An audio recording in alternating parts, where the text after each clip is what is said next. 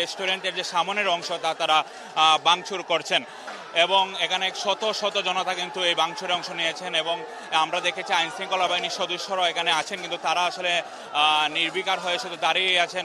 তাদের কোনো কার্যক্রমও কিন্তু আমাদের চোখে আসলে পড়ছে না। বিভিন্নভাবে বিক্ষুব্ধ জনতারা আসলে ইট পাটকেল ছুটছেন এবং আমরা কিছুক্ষণ আগে কথা বলেছিলাম, তারা যেমনটি আমাদেরকে জানিয়েছেন যে কেএফসি দীর্ঘদিন ধরে ইসরায়েলকে সমর্থন জানিয়ে যাচ্ছে, এই কারণে তারা আসলে খুবই ফেটে পড়েছেন এবং নিশ্চয়ই দেখতে পাচ্ছেন শত শত মানুষ কিন্তু এই কেএফসি ভাঙচুর করছে এবং তারা পুলিশ আমরা এই মুহূর্তে দেখতে পাচ্ছি যে পুলিশ একটু তাদেরকে নিয়ন্ত্রণ করার চেষ্টা করছে। সিলেট কোতোয়ালি থানার একদল পুলিশ এখানে কিছুক্ষণ আগে আসছিল এবং আমরা দেখেছি সিলেট মেট্রোপলিটন পুলিশের বেশ কিছু কর্মকর্তারা এখানে আসছেন এবং বিক্ষুব্ধ জনতাদের আসলে কোনোভাবেই তারা এখানে থামিয়ে রাখতে পারছেন না।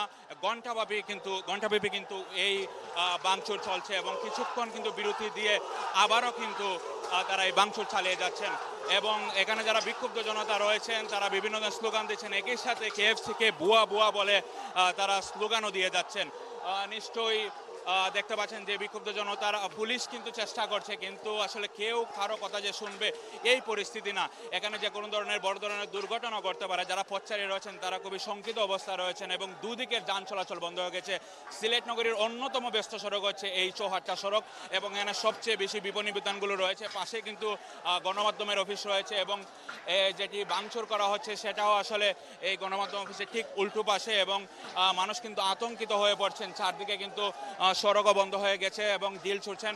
এখানকার যারা স্থানীয়রা রয়েছেন তারা আসলে চেষ্টা করছেন এটা থামানো যায় কিনা, কিন্তু তারপরও আসলে ইট পাটকেল আসলে ছুটছেন বিক্ষুব্ধ জনতা। শুধু এই এলাকাত নয়, নগরীর যেসব অন্যান্য এলাকা অর্থাৎ কেন্দ্রীয় শহীদ মিনার এলাকা আমরা দেখেছি বেশ কিছু বিক্ষুব্ধ জনতা আসলে তারা সড়ক অবরোধ করে বিক্ষোভ করছেন এবং আজকে কিন্তু সিলেটের যেসব শিক্ষা প্রতিষ্ঠান ছিল সেই সব শিক্ষা প্রতিষ্ঠান ক্লাস পরীক্ষা বর্জন করেছে। অনেকে আমরা দেখেছি প্রাইভেট বিশ্ববিদ্যালয়গুলো আসলে মৌন মিছিল করেছে এবং আমরা দুপুরের দিকে আসলে দেখিয়েছিলাম যে যেসব রাজনৈতিক সংগঠনগুলো রয়েছে তারাও কিন্তু আসলে ইসরায়েলের যে বর্বর হামলা গাজার প্রতি তারা তা প্রতিবাদ জানিয়েছেন এবং পুলিশ আসলে চেষ্টা করছে তাদেরকে নিমিত্ত করার জন্য, কিন্তু কোনোভাবে আসলে তারা থামছেন না। সময় যত গড়াচ্ছে তারা কিন্তু হামলা ভাঙচুর ততই চালিয়ে যাচ্ছেন এবং এটা কোনোভাবে আসলে না থামালে হয়তো আরও বড় ধরনের দুর্ঘটনাও ঘটতে পারে। তো আমরা পরিস্থিতি খুবই অস্বাভাবিক অবস্থা রয়েছে। নিশ্চিন্তে খান স্বাস্থ্যকর অল টাইম পান, all time healthy life. KFC এমন একটা প্রতিষ্ঠান যে প্রতিষ্ঠান প্রতিনিয়ত ইসরায়েলি পণ্য আনতেছে, ইসরায়েলকে সাপোর্ট করতেছে। ইসরায়েলে এত কোত্থেকে পায় এইরকম কয়েকটা প্রতিষ্ঠানের জন্য বারবার বলার পরেও কেএফসি বন্ধ হয় না। সিলেটের মাটিতে, শাহজালালের মাটিতে কেএফসি থাকতে পারে না, কোনোদিনও থাকতে পারে না। কেএফসি ভাঙচুর করাই হবে ইনশাআল্লাহ। আপনারা আর কি কি কর্মসূচি রয়েছে? আমরা একমাত্র আল্লাহকে খুশি করার জন্য আমরা মাঠে নেমেছি। এই দুনিয়াতে কোনো ইসরায়েলি পণ্য, ইসরায়েলি দেশ সহ কোনো কিছু আমরা দেখতে চাই না। আমরা জিহাদের জন্য প্রস্তুত। আল জিহাদ, আল জিহাদ।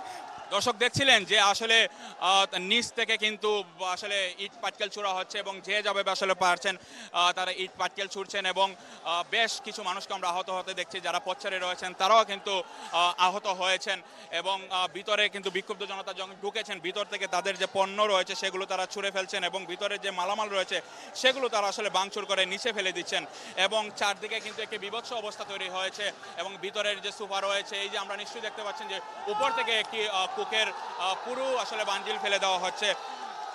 সব মিলে বলা যায় যে এখানে আইন শৃঙ্খলা বাহিনীর যারা সদস্য রয়েছেন, আমরা একটু ক্যামেরা পার্সনকে বলবো যে আইন শৃঙ্খলা সদস্য বাহিনীরা কিন্তু এই মূল জায়গা থেকে বের হয় তারা একটি গলিতে আশ্রয় নিয়েছেন এবং তারা আসলে নিরুপায় হয়ে গেছেন যে এখানে আসলে তাদেরও আসলে কিছু করার নাই, তাদের জনবল এখানে কম, এই জন্য তারা আসলে কিছু করতে পারছেন না। আমরা দেখতে পাচ্ছি ভিতর থেকে ফ্রিজ সহ যে গুরুত্বপূর্ণ মালামাল রয়েছে কেএফসি সেগুলো আসলে ভাঙচুর করা হচ্ছে এবং এখানে বেশ কিছু বৈদ্যুতিক তার রয়েছে, সেগুলো যে কোনো সময় আসলে যে কেউ বিদ্যুৎপৃষ্ট হতে পারে বলে আশঙ্কা করা যাচ্ছে।